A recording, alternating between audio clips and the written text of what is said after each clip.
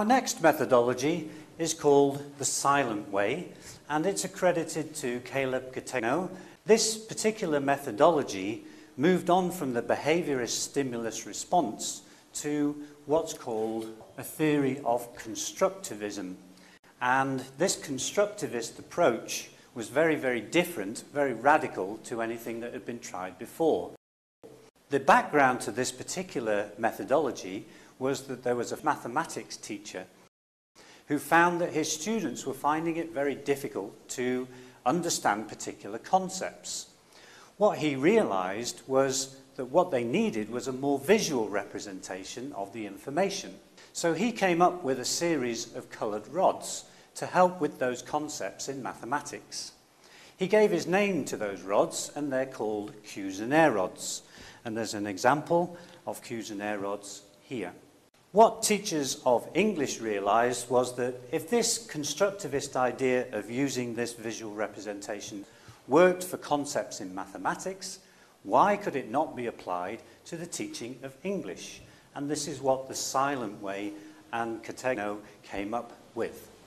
The idea is that each of these colours would represent a different sound, a phoneme if you like, and by using those colours he could teach vocabulary and indeed grammar.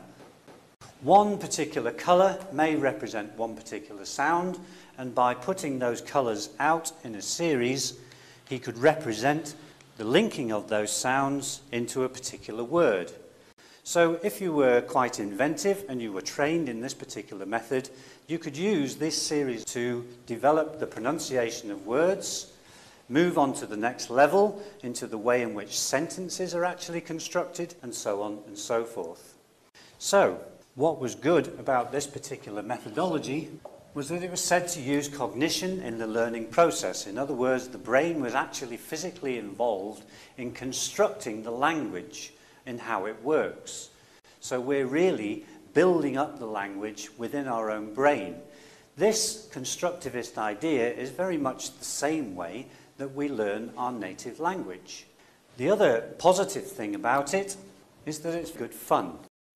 One of the main problems with this particular methodology is that it uses all of these charts and so on and so forth, so it takes quite a lot of learning. You have to know what each of these particular colours mean and all of the charts and so on and so forth.